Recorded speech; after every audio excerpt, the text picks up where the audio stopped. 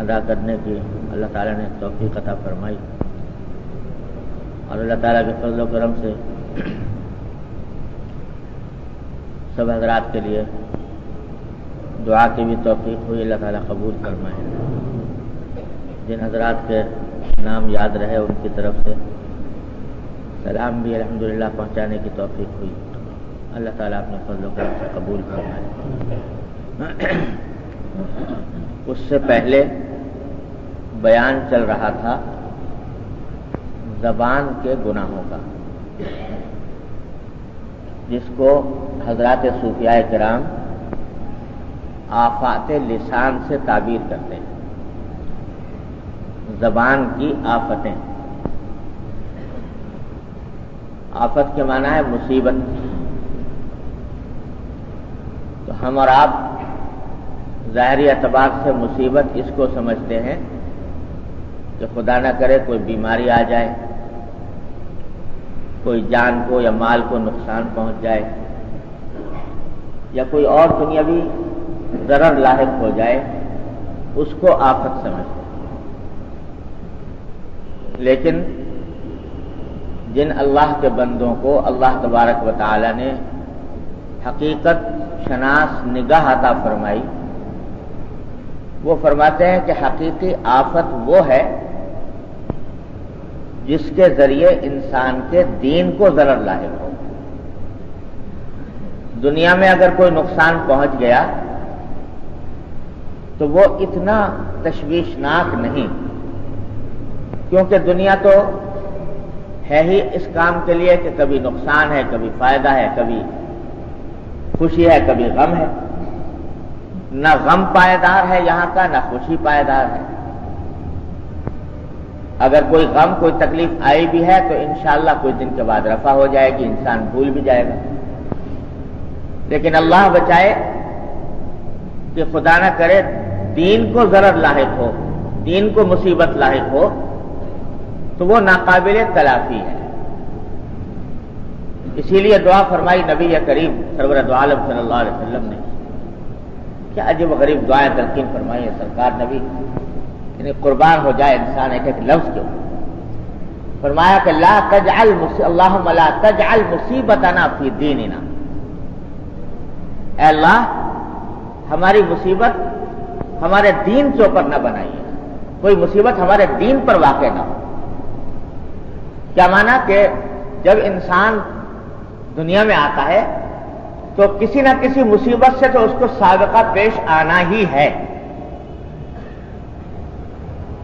دنیا میں کوئی بڑے سے بڑا انسان، بڑے سے بڑا شہنشاہ، بڑے سے بڑا صاحب اقتدار، بڑے سے بڑا مالدار، کوئی بھی ایسا نہیں ہے جس کو کوئی نہ کوئی مصیبت کبھی پیش نہ آئے۔ مصیبت تو پیش آئے گی، لیکن اے اللہ جو مصیبت ہمیں پیش آئے وہ جو کچھ ہو وہ دنیا کی ہو، دین کی مصیبت پیش نہ آئے۔ اللہم لا تجعل مصیبتنا فی دیننا ولا تجعل الدنیا اکبر ہمنا، اور اے اللہ ہماری ساری سوچ بچار دنیا کے بارے میں نہ بنائیے کہ ہر وقت دنیا ہی کے بارے میں سوچتے رہیں اور آخرت کا کوئی خیال نہ ہو۔ ولا تجعل الدنیا اکبر ہمنا ولا مبلغ علمنا ولا غایۃ رغبتنا، نہ ایسی بتائیے کہ سارا علم جو کچھ ہے وہ دنیا ہی کا ہو اور دین کے بارے میں کچھ پتہ نہ ہو، اور نہ ہماری خواہشات کا مرکز دنیا کو بنائیے کہ ساری خواہشات، ساری امنگیں وہ دنیا ہی سے متعلق ہیں، آخرت کے بارے میں کوئی خواہش، کوئی امنگ پیدا نہیں ہے۔ تو حقیقت میں حقیقی مصیبت وہ ہے جو اللہ بچائے، اللہ تعالیٰ نے حفاظت فرمائے، دین کو لاحق ہو۔ تو جتنے گناہ ہیں وہ حقیقت میں آفت ہے، مصیبت ہے۔ کیوں؟ ظاہری اعتبار سے تو نظر آنا ہے کہ اس گناہ میں لذت آئی، مزہ آیا، لیکن حقیقت میں وہ مزہ اور وہ لذت دنیا کے اندر بھی تباہی لانے والی ہے، آخرت میں بھی تباہی لانے والی ہے۔ اس واسطے حضرات صوفیاء کرام گناہوں کو تعبیر کرتے ہیں آفات سے۔ یہ آفتیں تو زبان کے گناہوں کو کہتے ہیں آفات اللسان، زبان کی آفتیں، زبان کے اوپر پڑ جانے والی آفتیں، مصیبتیں، جن کے ذریعے انسان مصیبت کا شکار ہوتا ہے. تو ان کا بیان چل رہا تھا ایک جمعہ پہلے، کچھ غیبت کا بیان ہوا. تو اسی سلسلے کی کچھ احادیث آج بھی ہیں. پہلی حدیث اس میں حضرت عبداللہ بن مسعود رضی اللہ تعالیٰ عنہ کی ہے. وہ فرماتے ہیں کہ رسول اللہ صلی اللہ علیہ وسلم نے ارشاد فرمایا کہ لیس المؤمن بالطعان ولا اللعان ولا الفاحش ولا البذیء. مومن طعنہ دینے والا نہیں ہوتا، لعنت کرنے والا نہیں ہوتا، فحش کلامی کرنے والا نہیں ہوتا، اور بد کلامی کرنے والا نہیں ہوتا. یعنی مومن کا کام یہ ہے کہ اس کے زبان سے کوئی ایسا لفظ نہ نکلے جو طعنے میں شامل ہو، لعنت میں شامل ہو، فحاشی میں شامل ہو، یا بدگوئی میں شامل ہو. 4 چیزیں بیان فرمائی نبی کریم صلی اللہ علیہ وسلم، اور ان چاروں کا تعلق انسان کی زبان سے. پہلی چیز بیان فرمائی کہ مومن طعنہ دینے والا نہیں ہوتا. طعنہ دینا اس کو کہتے ہیں کہ کسی شخص کو لپیٹ کر اس کے منہ پر ایسی بات کرنا کہ جس سے اس کی دل آزاری ہو. لپیٹ کر باتیں کی جاتی ہیں. بعض اوقات ایک تو ہوتا ہے کہ آدمی براہ راست کسی کو کہہ دے بھائی فلاں غلطی ہے تمہارے اندر، لیکن طعنہ دینے کا انداز یہ ہوتا ہے کہ گفتگو کوئی چل رہی ہے اور بیچ میں ایک فقرہ یا ایک لفظ رکھ دیا، اور اس لفظ کے رکھنے سے منشا اس شخص کے اوپر حملہ کرنا ہے، اس کے اوپر طنز کرنا ہے، اس کے اوپر اعتراض کرنا ہے، اور اس اعتراض کے نتیجے میں اس کی دل آزاری ہوتی ہے، دل ٹوٹ. تو یہ بڑا سخت گناہ ہے. یعنی یہاں تک فرمایا کہ مومن یہ کام نہیں ہے کہ وہ کسی کو طعنہ دے. مومن کا کام نہیں ہے. اور یہ ایسی چیز ہے، طعنہ کے معنی، یہ طعنہ اردو میں بھی بولتے ہیں نا. طعنہ کے معنی کیا ہے؟ عربی زبان میں طعنہ کے معنی ہے کسی کو نیزہ مارنا. طعنہ کے معنی نیزہ مارنا. تو یہ زبان سے جو طعنہ دیا جاتا ہے، یہ اشارہ ہے اس لفظ کے اندر کہ یہ نیزہ مارنے کی جیسی بات ہے.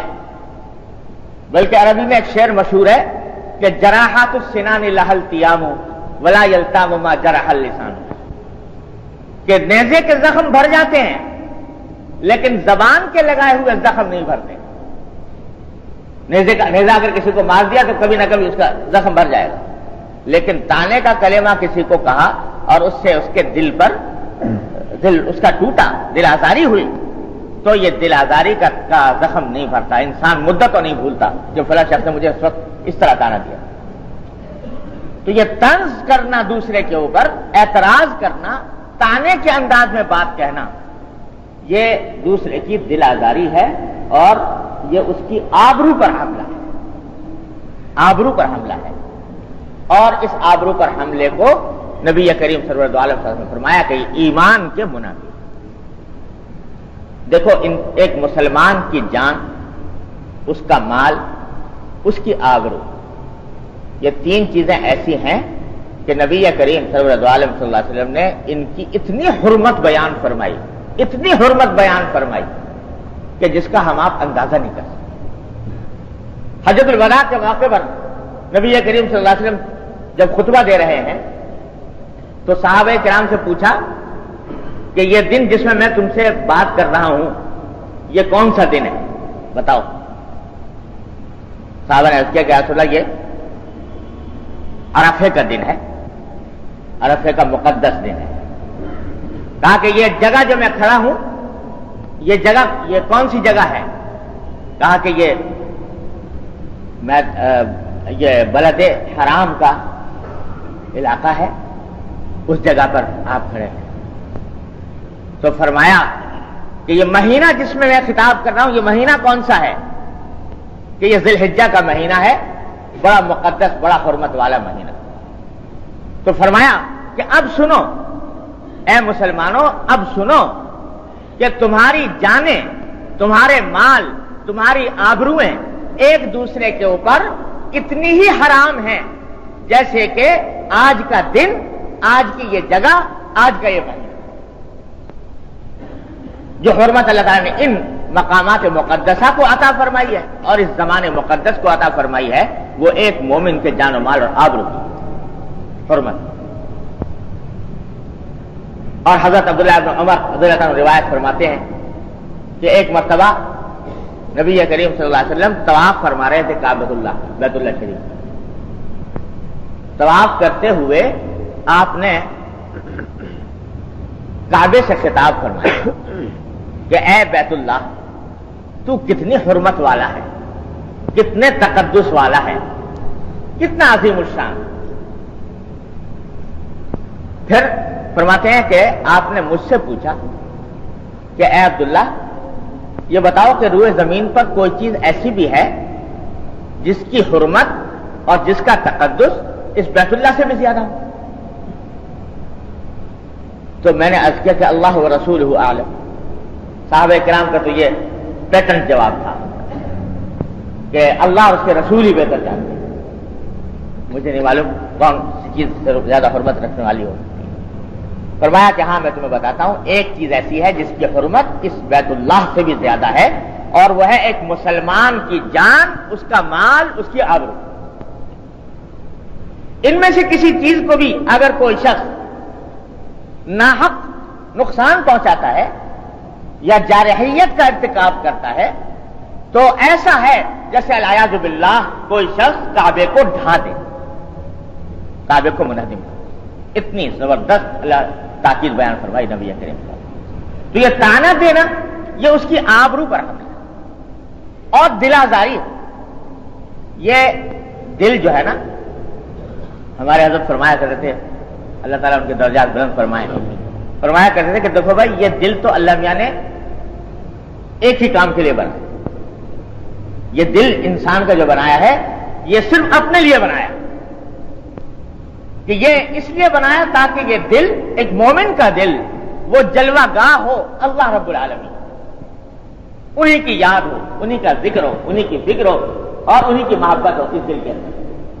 تو ایک مومن کا دل یہ اللہ جل جلالہ کا، یعنی بعض صوفیاء کرام نے یہ تعبیر اختیار فرمائی ہے کہ مومن کا دل جو ہے وہ عرش الہی ہے۔ کیا معنی؟ کہ اس میں اللہ جل جلالہ کی محبت کی فرودگاہ ہے، اللہ تبارک و تعالی ہی کی محبت اس کے اندر اسی لیے بنایا گیا کہ بالآخر دیکھو نا، یہ مومن کتنا ہی برا ہو جائے، کچھ ہو جائے، خراب ہو جائے، لیکن اگر ایمان ہے تو اس میں کسی نہ کسی وقت اللہ جل جلالہ کی محبت ضرور اترے گی انشاءاللہ۔ تو اس واسطے یہ دل بنایا اللہ تعالیٰ نے اپنے لیے۔ جب اپنے لیے بنایا مومن کا دل، تو اس مومن کے دل کو توڑنا، اس مومن کے دل کو توڑنا یہ اللہ جل جلالہ کے جلوہ گاہ کے اوپر العیاذ باللہ حملہ کرنا۔ اس لیے فرمایا کہ نہیں، تمہیں حق نہیں پہنچتا کہ کسی مسلمان کا دل توڑ، اور کسی کے دل کو، کسی کا دل رکھ لیا، اس کو تسلی دے دی، اس کو کوئی ایسا کلمہ کہہ دیا جس سے اس کا دل خوش ہو گیا، تو یہ عمل تمہارے لیے بہت بڑے عظیم اجر و ثواب کا موجب ہے۔ مولانا فرماتے ہیں، مولانا رومی کے دل برستاور کے حج اکبر، کہ اس دل کو تھامو، کسی مسلمان کے دل کو تھامو تو یہ حج اکبر کا ثواب ہے۔ تو طعنہ دینا، یہ دل توڑنا، یہ گناہ کبیرہ ہے، اللہ بچائے، گناہ کبیرہ ہے کسی کا دل توڑنا، طعنے کے انداز میں بات کرنا۔ دیکھو اگر بعض لوگ یہ سوچتے ہیں کہ بھائی ایک طرف تو یہ کہا جا رہا ہے کہ امر بالمعروف کرو، نہی عن المنکر کرو، اچھائی کی بات کہو، برائی سے روکو، تو اگر کسی شخص کو کوئی مبتلا دیکھو کسی غلط کام میں تو اس کو بتا دو، ٹوک دو، اور دوسری طرف یہ کہہ رہا ہے دل مت توڑو، تو یہ دونوں میں تطبیق کیسے ہو؟ تو تطبیق یہی ہے کہ جب کہو کوئی بات تو خیر خواہی کی نیت سے کہو، تنہائی میں کہو، نرمی سے کہو، محبت سے کہو، اور اس انداز سے کہو جس سے اس کا دل کم سے کم ٹوٹے، ایسے کہ بھئی یہ بات تمہیں نظر آئی، اس کی اصلاح کر لینی چاہیے، یہ بتا دو۔ لیکن تانے کے انداز میں لوگوں کے سامنے برسر بازار رسوا کرنا یا اس تانے کے انداز میں بات کہنا، تو یہ چیز جو ہے جو انسان کے دلوں میں گھاؤ ڈال دیتی ہے۔ جس کسی سے کوئی بات کرنی ہو تنہائی میں بٹھا کر سنجیدگی سے کہہ دو بھائی یہ بات تمہاری پسند نہیں آئی، یا تمہارے اندر فلاں نقص ہے، اس کو دور کر لو۔ لیکن تانے کے انداز میں چلتی ہوئی ایک بات کچھ اور ہو رہی ہے، ایک جملہ بیچ میں داخل کر دیا اس کو تانا دینے کے لیے، یہ خطرناک ہے، یہ حرام ہے، گناہ ہے۔ دیکھو حدیث میں فرمایا نبی کریم صلی اللہ علیہ وسلم نے، کیا تعبیریں ہیں نبی کریم صلی اللہ علیہ وسلم کی، حقیقت یہ ہے وحی پر مبنی ہے۔ فرمایا کہ المؤمن مرآت المؤمن، ایک مومن دوسرے مومن کا آئینہ ہے۔ کیا مانا؟ جیسے آئینہ آدمی دیکھ لے تو اپنے اندر چہرے پہ یا جسم پر جو کچھ بھی غلطی ہے، کوئی عیب ہے، کوئی نقص ہے تو نظر آ جاتا ہے، پتہ چل جاتا ہے اس آئینے کو دیکھ کر کہ میرے اندر فلاں کمزوری ہے یا فلاں نقص ہے۔ اسی طرح ایک مومن دوسرے مومن کے سامنے آنے کے بعد وہ اس کو بتا دیتا ہے کہ بھائی فلاں بات ہے، اس کو درست کر لو، یہ حدیث ہے۔ لیکن دیکھو حدیث ہم نے بھی پڑھی اور شاید آپ لوگوں نے پہلے سنی ہوگی، لیکن جس کو اللہ تبارک و تعالیٰ علم حقیقی عطا فرماتے ہیں وہ کہاں پہنچتی ہے ان کی نگاہ۔ حضرت حکیم الامت مولانا تھانوی قدس اللہ سرہ اس حدیث کی تشریح کرتے ہوئے فرماتے ہیں، کیا عجیب بات ارشاد فرمائی کہ دیکھو حضور اقدس صلی اللہ علیہ وسلم نے مومن کو تشبیہ دی ہے آئینے سے۔ لوگ اتنا تو جانتے ہیں کہ یہ تشبیہ اس وجہ سے ہے کہ آئینہ دیکھا اس سے پتہ چل گیا کہ ہمارے اندر فلاں عیب ہے، لیکن تشبیہ فرماتے ہیں ایک اور چیز میں بھی ہے، وہ یہ ہے کہ آئینے کا کام یہ ہوتا ہے کہ جس کی غلطی ہوتی ہے، جس کا نقص ہوتا ہے اسی کو بتاتا ہے، کسی دوسرے کو نہیں بتاتا۔ آئینے کا کام یہ ہے کہ جو اس کے سامنے جا کے دیکھنا چاہے کہ میرے چہرے پر کیا نقص ہے اس کو تو بتا دے گا، لیکن دوسرا جو دور کھڑا ہے اس کو نہیں بتائے گا۔ تو مومن کا آئینے کا کام یہ ہے۔ تو حضور فرماتے ہیں کہ مومن کا آئینہ ہے، تو اس کے معنی یہ ہے کہ جس کی کمزوری ہے اس کو تو بتا دے محبت سے، پیار سے کہ بھئی یہ کمزوری ہے تمہارے اندر، لیکن دوسری جگہ گاتا نہ پھرے، دوسروں کو اطلاع کرتا نہ پھرے کہ صاحب فلاں کے اندر تو فلاں کمزوری ہے، فلاں کو دیکھا تھا، یہ کر رہا تھا، وہ کر رہا تھا۔ تو دوسروں کا اعلان کرنا، دوسروں کے سامنے اس کو ذلیل کرنا، اس کو حقیر کرنا، اس کی برائیاں بیان کرنا، یہ کام نہیں ہے۔ تو اسی حدیث میں نبی کریم صلی اللہ علیہ وسلم نے دونوں باتیں بیان کروا دی کہ مومن کا کام یہ بھی ہے کہ بتائے اگر غلطی دیکھ رہا ہے، اور یہ بھی ہے کہ دوسروں کی جگہ دوسروں کو نہ کرے، اپنے محبت کے ساتھ خلوت میں، تنہائی میں پیار سے کہتے ہیں۔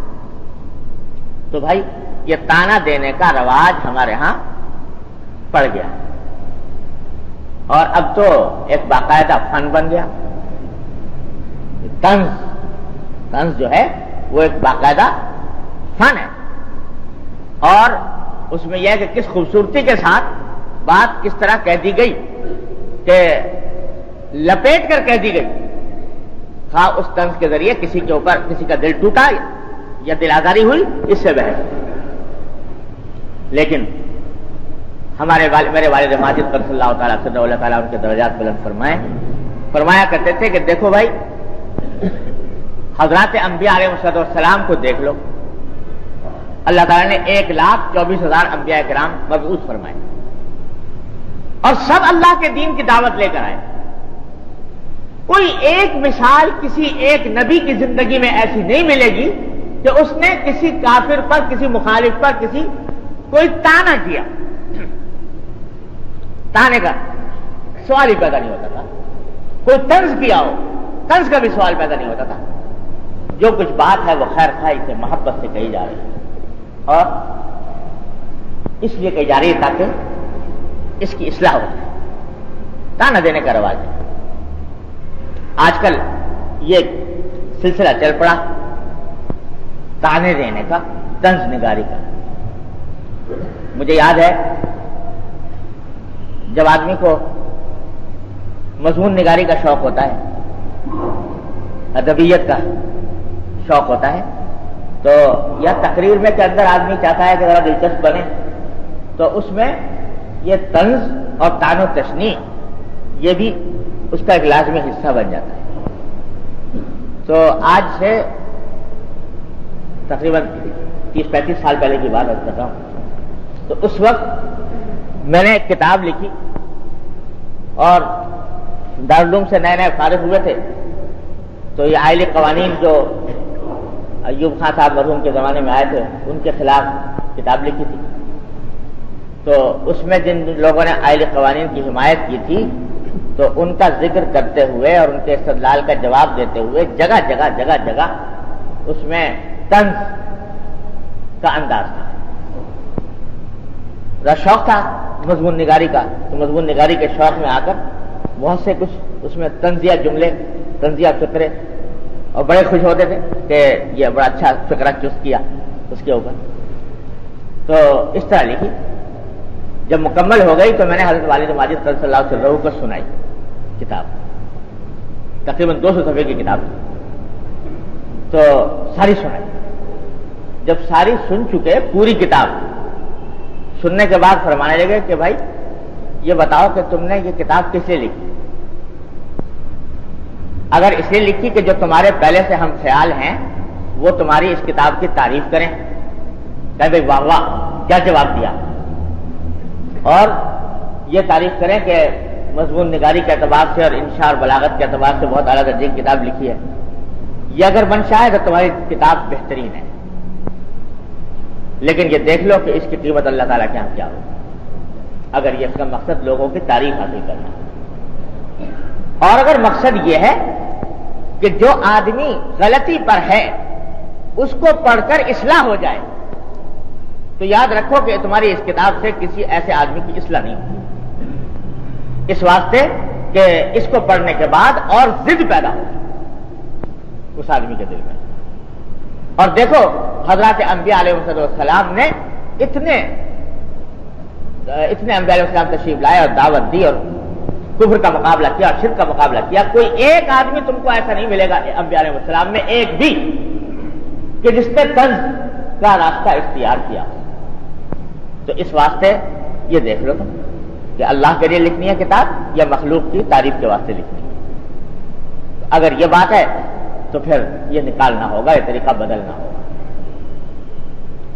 बस वो बात इरशाद फरमाई तो मुझे याद है कि उस वक्त सुनकर बड़ा सर पर ऐसा मालूम हुआ किसी ने पहाड़ तोड़ दिया, क्योंकि किताब लिखने के बाद 200-250 सफ़े की किताब लिखने के बाद उसको असर नौ उधेड़ना ये बड़ा भारी मालूम होता है।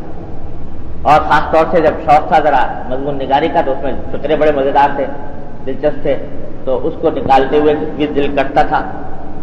लेकिन यह वालिद माजिद सल्लल्लाहु अलैहि वसल्लम का फैज़ था कि अल्लाह तबारक व तआला ने तौफीक अता फरमाई। फिर मैंने पूरी किताब को उधेड़ा, असर नौ उसको लिखा और फिर अल्हम्दुलिल्लाह वो छपी। लेकिन वो दिन और आज का दिन, ये बात अल्हम्दुलिल्लाह दिल में बैठ गई कि ये तर्ज का तरीका, ये एक दाई हक के लिए तर्ज का तरीका दुरुस्त है, ताना देने का तरीका दुरुस्त है, अंबिया अलैहिस्सलाम का तरीका नहीं। क्या बात फरमाते थे हजरत वालिद माजिद फरमाया करते कि देखो हजरत मूसा अलैहिस्सलाम को अल्लाह तबारक व तआला भेज रहे हैं फिरौन के पास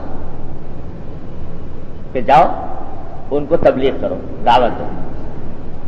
तो उस वक्त जब हिदायतनामा अता किया जा रहा है वो कुरान करीम में मज़कूर है कि उनसे कहा कि कूला लहू कौलन लय्यिना, फिरौन के पास जाकर जरा नरमी से बात करना, नरमी से बात करना फिरौन के पास जाकर। तो फरमाते थे कि आज تم موسیٰ علیہ السلام سے بڑے مصلح نہیں ہو سکتے، اور تمہارا مخاطب فرعون سے بڑا گمراہ نہیں ہو سکتا۔ وہ فرعون جس کے بارے میں اللہ تعالیٰ کو تو تقدیر میں معلوم تھا کہ اس کو ایمان نصیب ہونا ہی نہیں، یہ کفر میں مرے گا، اس کے باوجود کہا یہ جا رہا ہے کہ جا کر نرم بات کرنا۔ تو تم موسیٰ علیہ السلام سے بڑے مصلح نہیں، تمہارا مخالف اور تمہارا مخاطب وہ فرعون سے بڑا گمراہ نہیں۔ لیکن جب ان کو کہا جا رہا ہے کہ تم نرمی سے بات کرو تو ہمہ شمہ کس کے شمار کے دار۔ اب آج ہم دیکھتے ہیں کہ اول تو یہ فکر نہیں پیدا ہوتی کہ دین کی بات کسی کو سنائی جائے، سکھائی جائے، یا کسی کو نہی عن منکر کیا جائے۔ اگر کسی کے دل میں آ گیا کہ صاحب حق بات اس کو بتلانی ہے، تو حق بات جو ہے وہ ایک لٹ ہے جو اٹھا کر مار دیا جس طرح دل چاہا، پتھر کھینچ مارا، اس کا نتیجہ یہ ہے کہ وہ بے فائدہ ہو۔ تو حضرات انبیاء کرام علیہ السلام کا طریقہ یہ ہے کہ وہ کبھی تانا ہے، لیس المؤمن بالطعان، وہ تانا دینے والا نہیں۔ کوئی اگر دوسرا دے بھی تو جواب میں تانا نہیں دیتا۔ دیکھو حضرت غالباً حضرت ہود علیہ السلام کے بارے میں کہ ان سے اس کی قوم نے کہا کہ انا لنراک فی صفاحۃ وانا لنظنک من الکاذبین۔ نبی سے کہا جا رہا ہے، اس کی کافر قوم کہہ رہی ہے کہ دیکھو ہم تو ہمارا تو خیال ہے کہ تم انتہا درجے کے بیوقوف ہو، احمق ہو، اور ہم تمہیں کاذبین میں سمجھتے ہیں، جھوٹے ہو۔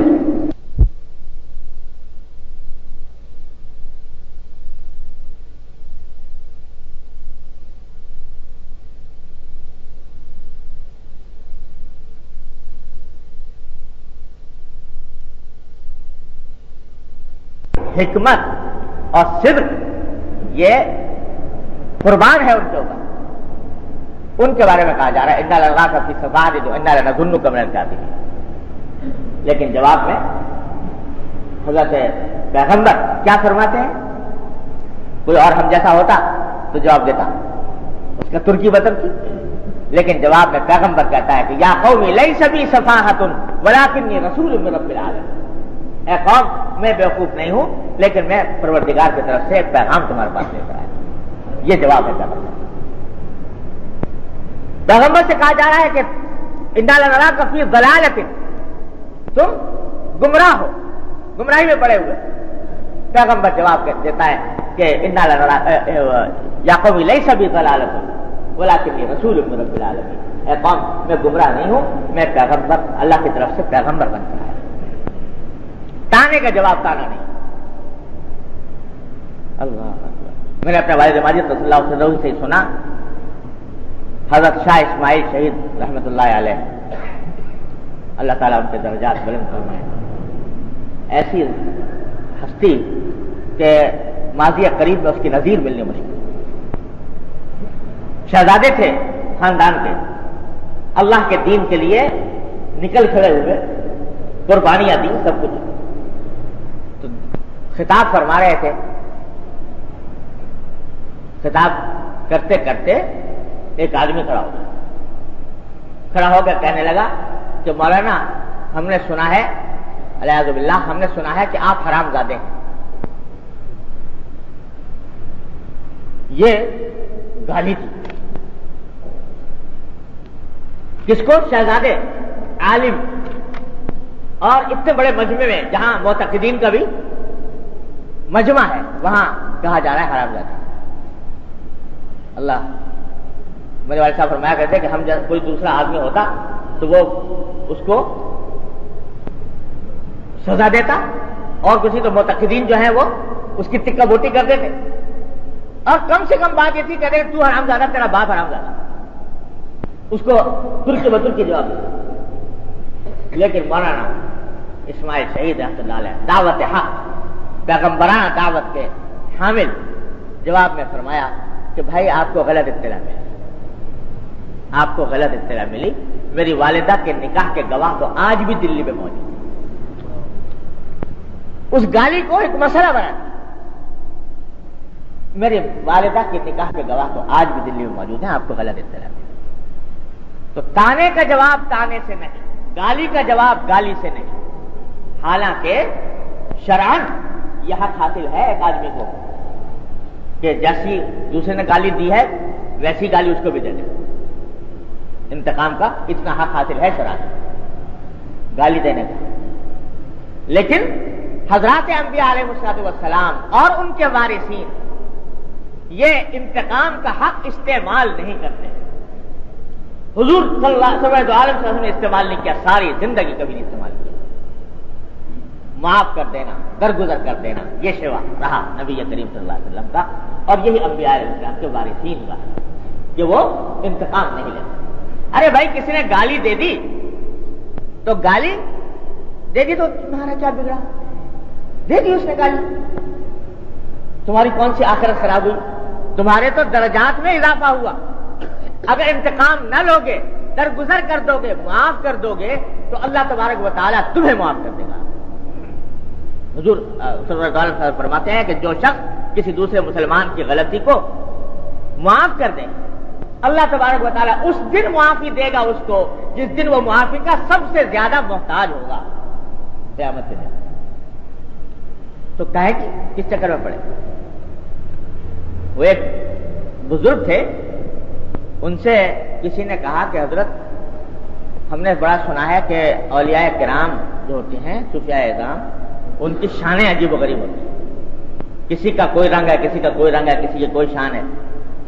تو ہمارا دل چاہتا ہے کہ ہم یہ اولیاء کرام کی مختلف شانیں دیکھیں۔ تو بزرگ نے کہا کہ اب یہاں کس چکر میں پڑے؟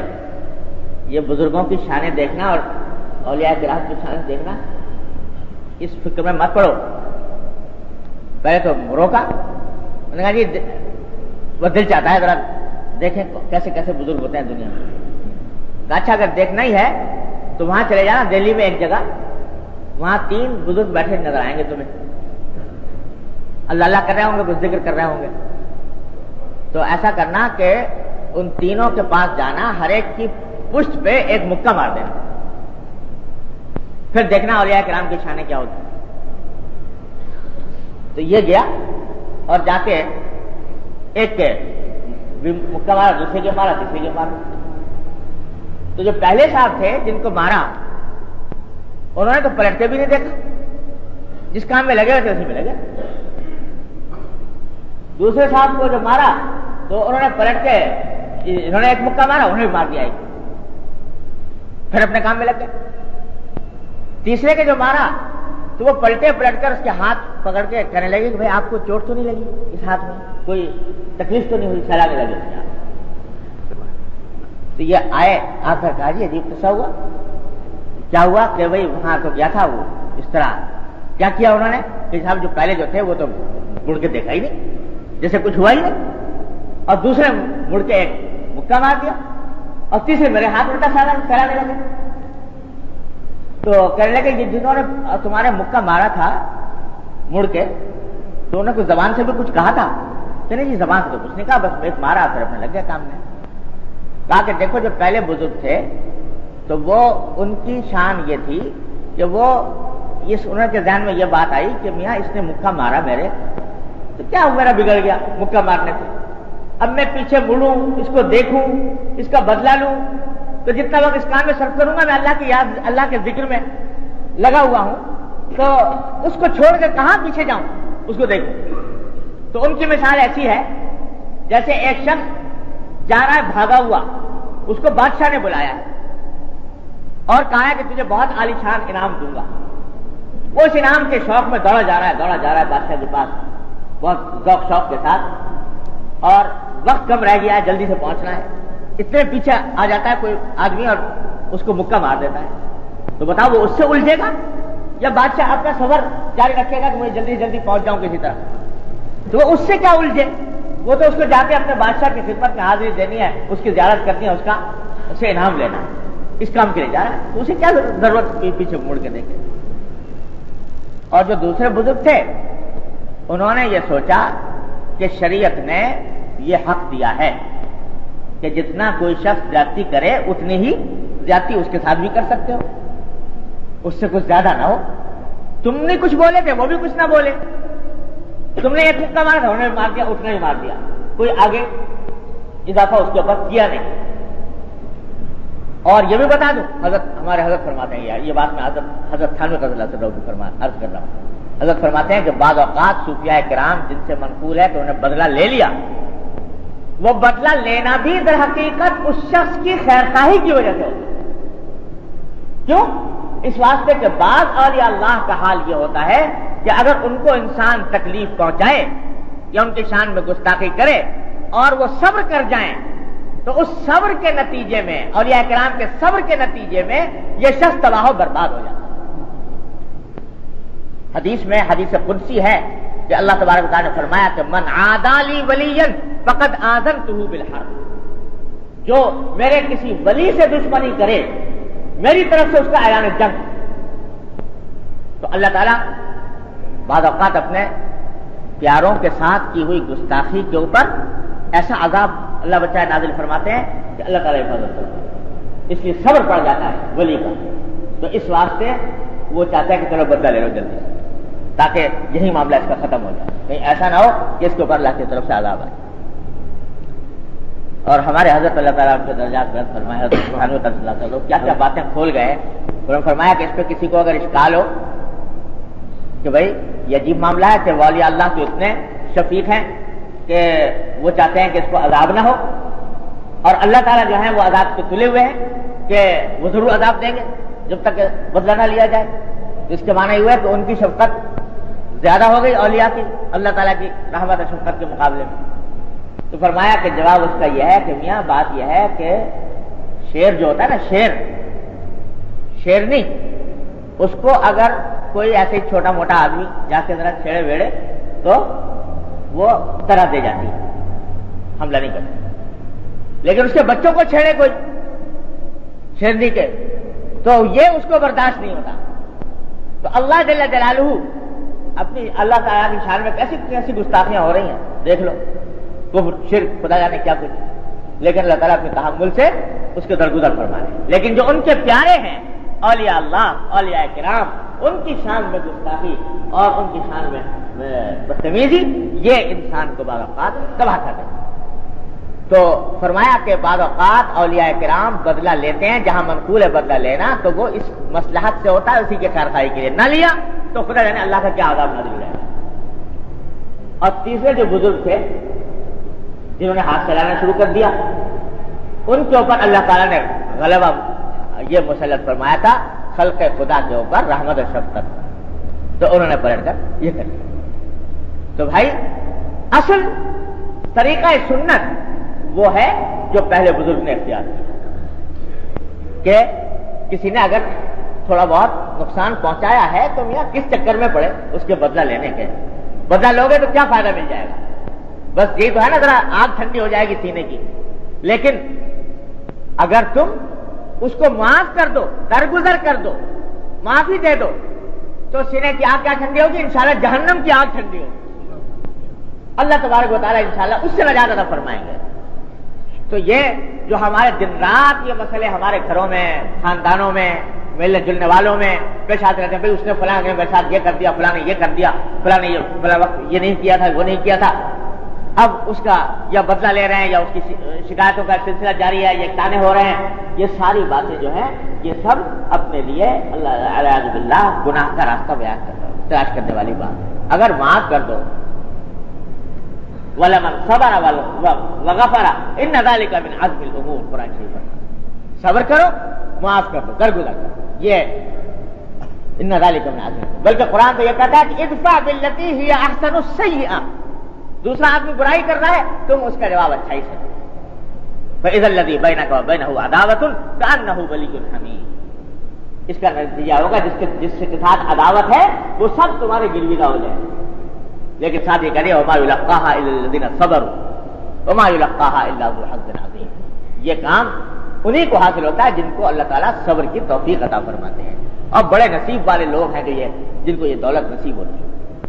تو خیر بات دور نکل گئی. عرض کر رہا تھا کہ پہلی چیز جو اس حدیث میں بیان فرمائی گئی وہ یہ ہے کہ مومن کا کام تانا دینا نہیں، یہ طنز اور تعریض کا جس سے اندیشہ ہو دوسرے کی دل آزاری.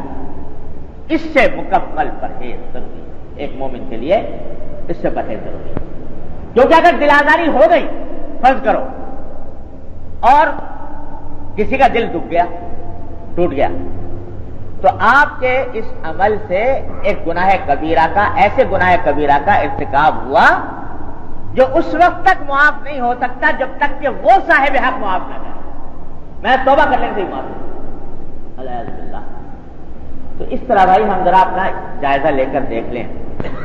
بار بار عرض کرتا رہتا ہوں کہ یہاں پر جو ہم بیٹھتے ہیں یہ کوئی بعض تقریر رسمی نہیں ہے، یہ ذرا سا جائزہ لے کر دیکھا کریں ہم سب اپنی زندگی میں، صبح سے شام تک کی زندگی میں، کہ جب لوگوں کے ساتھ واسطہ پیش آتا ہے، تعلقات ہوتے ہیں، شکایتیں ہوتی ہیں، تو اس میں یہ تانے کا اور یہ دل آزاری کا طریقہ اختیار تو نہیں ہوتا، یا دوسرے کو اگر کسی بات اس کی ناگوار گزری ہے تو اس موقع پر بھی دل آزاری تو نہیں ہوتی۔ اس بات کا خیال کرتے پھر آگے بڑھے انسان، جو بھی بات کہنی ہے وہ نرمی سے، محبت سے، شفقت سے کہہ دو۔ اگر شکایت بھی پیدا ہوئی ہے تنہائی میں بیٹھ کے، بھائی تمہارے سے یہ بات ہمیں شکایت پیدا ہوئی، اب تنہائی میں اس طرح کی بات کر لو جس سے کہ دل نہ ٹوٹے دوسرے کا۔ اللہ تعالیٰ ہم سب کو اس کی توفیق عطا۔ دوسرا لفظ استعمال فرمایا کہ مومن تانا دینے والا نہیں ہوتا اور لعنت کرنے والا نہیں، لعان نہیں ہوتا، لعنت کرنے والا نہیں ہوتا۔ یہ الفاظ لعنت کے، فلاں پر لعنت، فلاں پر لعنت، یہ مومن کا کام نہیں کہ یہ کسی کو اس طریقے سے لانا۔ اللہ، حضرت صدیق اکبر رضی اللہ تعالیٰ عنہ، ایک مرتبہ ایک غلام تھا ان کا، اس پہ غصہ آیا حضرت صدیق اکبر رضی اللہ، اور غصہ بھی ظاہر ہے صدیق اکبر کو آیا تو ظاہر ہے کہ کسی اس کے بہت ہی سخت غلطی ہوئی ہوگی جس پر غصہ آیا ہوگا، ویسے بلا وجہ غصہ کرنے والے تو تھے نہیں۔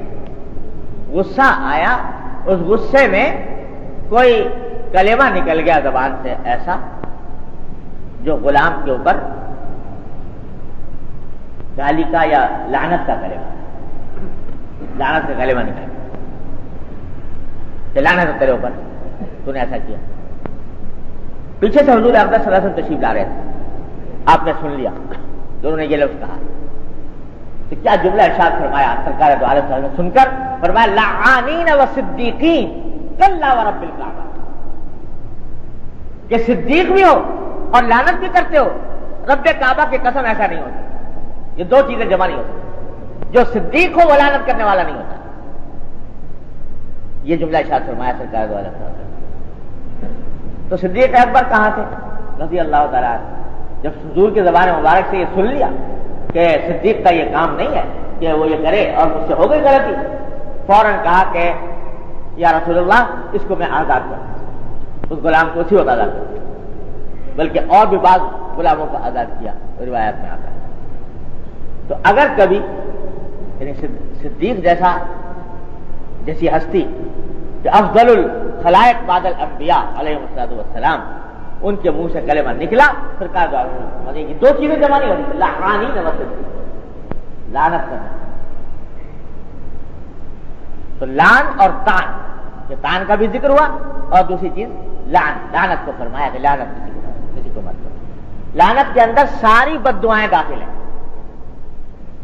لعنت میں سب قسم کی بد دعائیں داخل ہیں، جو ہمارے ہاں خاص طور سے پہلے عورتوں کی زبانوں میں بہت ہوا کرتی تھی، اللہ کا شکر ہے اتنی زیادہ سننے میں نہیں آتی، کسی کو کہہ دیا کہ جھاڑو پیتا ہے، کسی کو کہہ دیا یہ کمبخت ہے وغیرہ وغیرہ۔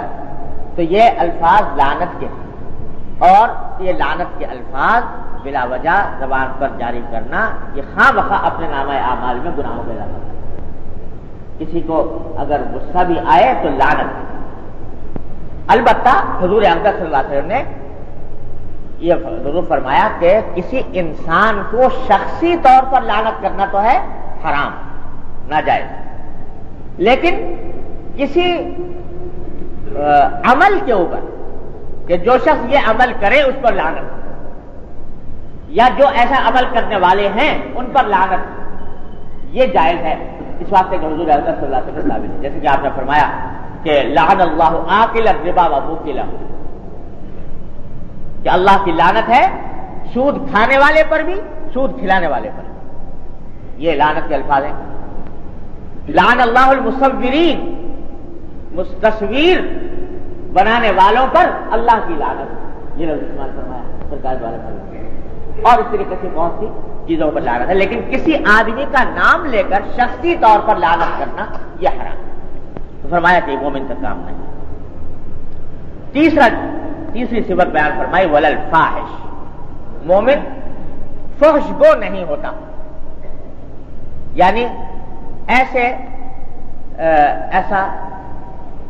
ایسی بات کہنے والا کہ جو فحاشی کے ذیل میں آتی ہو وہ مومن نہیں ہوتا، یعنی جہاں موقع بھی ہو کوئی بات کہنے کا تو اس وقت میں فحاشی سے کام نہ لیا جائے، بے حیائی کے کلمات زبان سے نہ نکالے جائے، یہ مومن کا شیوا نہیں ہے۔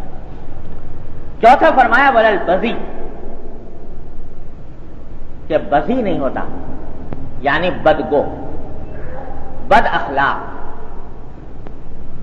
کسی کے ساتھ بات کرتے ہوئے بدگوئی سے کام لینے والا، برے الفاظ استعمال کرنے والا نہیں ہوتا، بلکہ اپنی زبان کو برے کلمات سے روکتا ہے۔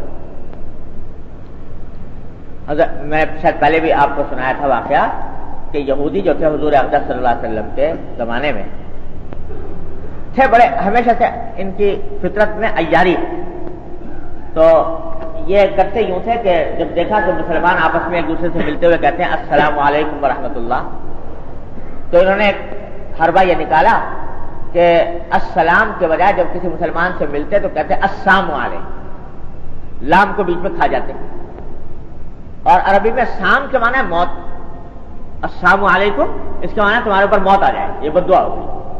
سلام علیکم تو دعا ہے کہ اللہ تعالیٰ تمہارے اوپر سلامتی ہو، اور السلام علیکم یہ بد دعا ہے کہ تمہارے اوپر موت آ جائے۔ تو ایک مرتبہ حضور اقدس صلی اللہ علیہ وسلم کی خدمت میں حاضر ہوئے اور آ کر انہوں نے اسی طرح السلام علیکم، تو حضرت عائشہ صدیقہ رضی اللہ تعالیٰ تشریف فرماتی، وہ سمجھ گئی کہ یہ ان کی ہوشیاری ہے اور یہ لفظ تو بظاہر ایسا استعمال کر رہے ہیں، حقیقت میں بد دعا دے رہے ہیں۔ تو حضرت عائشہ نے ان کا جواب دیا علیکم السلام والزام واللعنہ، کہ 3 لفظ کہہ دیے، موت تمہارے اوپر ہو اور تمہاری تباہی ہو اور تمہارے اوپر لعنت ہو۔ تو جب حضور اقدس صلی اللہ علیہ وسلم نے سنا تو آپ نے حضرت عائشہ سے فرمایا کہ مہلن یا عائشہ، مہلن یا عائشہ، اے عائشہ ذرا ٹھہرو، نرمی سے کام لو۔ انہوں نے عرض کیا کہ یا رسول اللہ آپ نے سنا نہیں انہوں نے کیا بدتمیزی کی ہے، آپ کی خدمت میں آ کر اور اس طریقے سے بد دعا دی، تو اس واسطے میں نے جواب دیا اس کا۔ تو آپ نے فرمایا کہ تم نے دیکھا نہیں کہ میں نے کیا جواب دیا تھا؟ جب انہوں نے کہا السلام علیکم سمجھ تو میں بھی کیا تھا، لیکن میں نے جواب میں کہا علیکم، بس کہ تمہارے اوپر، یعنی جو کچھ تم کہہ رہے ہو وہ تمہارے اوپر، میں نے وہ الفاظ نہیں دہرائے جو انہوں نے بدگوئی کے الفاظ کہے تھے وہ نہیں دہرائے، بس علیکم کہہ دیا۔ پھر فرمایا کہ اے عائشہ مومن فاحش اور متفحش نہیں ہوتا، یعنی گالی دینے والا نہیں ہوتا اور بدگوئی کرنے والا نہیں ہوتا۔ کیوں اپنی زبان خراب کی ایسا لفظ استعمال کر کے علیکم کہہ دو۔ اور دوسرا روایت میں آتا ہے کہ آپ نے جواب میں آپ نے فرمایا کہ ما کان الرفق فی شیء الا زانہ وما نزع عن شیء الا شانہ، کہ نرمی جس چیز میں بھی ہوگی اسے زینت بخشے گی، اور سختی جس چیز میں بھی ہوگی اور جس چیز سے نرمی کو ختم کر دیا جائے گا اسے عیبدار بنا دے گی۔ تو تم کیوں اپنی زبان خراب کرتی ہو؟ اس کا اس طریقے سے جواب دے کر سیدھا سا جواب ہم نے تم کو سکھا دیا کہ جب کہیں السلام علیکم کہہ دو علیکم، تمہارے اوپر۔ تو اس واسطے اس میں کوئی بدگوئی بھی نہیں ہوگی، کوئی برا لفظ بھی نہیں ہوگا۔ تو آدمی جب بھی کلام کرے چاہے غصے کی حالت میں ہو، لیکن بدگوئی کے الفاظ، برے الفاظ زبان پر نہ لائے۔ نبی کریم صلی اللہ علیہ وسلم کے جو اوصاف پچھلی کتب مقدسہ میں مذکور تھے، یعنی تورات میں اور انجیل میں علامتیں بیان کی گئی تھی کہ نبی آخر الزمان صلی اللہ علیہ وسلم جو تشریف لائیں گے ان کے اوصاف کیا ہوں گے، تو اس میں ایک جملہ یہ بھی تھا کہ وہ نہ فاحش ہوں گے نہ متفاحش ہوں گے، ولا سخابا بالاسواق، نہ بازاروں میں ان کی آواز سنائی دے گی، بازاروں میں شور مچانے والے نہیں ہوں گے، اور ایسے سخت کلامی کرنے والے، بد کلامی کرنے والے نہیں ہوں گے. یہ ولکن یعفو ویصفح، لیکن وہ معاف کریں گے اور درگزر سے کام کریں گے. یہ سرکار دوارا سے اوصاف بیان کیے گئے باقاعدہ. اور یہ آج بھی بائبل کے اندر یہ کلمہ موجود ہے کہ بازاروں میں اس کی آواز سنا نہیں دے گی، اور اس میں استعارہ استعمال کیا گیا کہ وہ مسلے ہوئے سرکنڈے کو نہیں توڑے گا، مسلے ہوئے سرکنڈے کو نہیں توڑے گا، اور ٹمٹماتی ہوئی بتی کو نہیں بجھائے گا، اور اس کی بازاروں میں آواز سنائی نہیں دے گی. یہ الفاظ آج بھی بائبل کے اندر موجود ہیں حضور نبی کریم صلی اللہ علیہ وسلم کی بشارت ہے. تو یہ اوصاف ہے سرکار دوارا. اتباع سنت جو ہم لوگ اللہ تبارک و تعالیٰ کی رحمت سے عطا فرمائے، اتباع سنت صرف یہ ظاہری اعمال میں نہیں ہے. میں بار بار یاد کرتا رہتا ہوں آپ حضرات سے کہ اتباع سنت صرف اتنا نہیں ہے کہ بھائی دانا پاؤں پہلے داخل کر دیا، بایاں پاؤں بعد میں داخل کر دیا. بے شک یہ سب سنتیں ہیں اور بڑی اجر و ثواب کی سنتیں ہیں، ان کے اوپر بھی ضرور عمل کرنا چاہیے، لیکن میرے عرض کرنے کا مقصد یہ ہے کہ اتباع سنت اس کے ساتھ محدود نہیں. اتباع سنت کا ایک لازمی حصہ یہ بھی ہے کہ نبی کریم صلی اللہ علیہ وسلم کے اخلاق اور آپ کے طریقہ کار کو اپنایا جائے دوسروں کے ساتھ معاملہ کرنے کا. تو فاحش اور بذی نہ ہو، انسان بد کلامی نہ کرے، تانے نہ دے.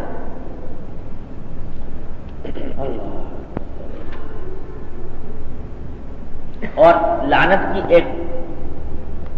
کی ایک اور وعید حدیث میں حضور اقدس صلی اللہ علیہ وسلم نے یہ بھی بیان فرمائی ہے کہ جب کوئی شخص کسی انسان پر لعنت کرتا ہے تو فرمایا کہ پہلے وہ لعنت آسمان پر جاتی ہے، آسمان پر جانے کے بعد پھر واپس آتی ہے اس شخص کے پاس جس کو لعنت کی گئی. اگر وہ لعنت کا اہل ہے تب تو اس کو لگ گئی، لیکن اگر وہ لعنت کا اہل نہیں تو لوٹ کر اسی کے پاس چلی جاتی ہے جس نے لعنت کی تھی. اللہ تبارک و تعالیٰ اسی کو نقصان پہنچاتے ہیں.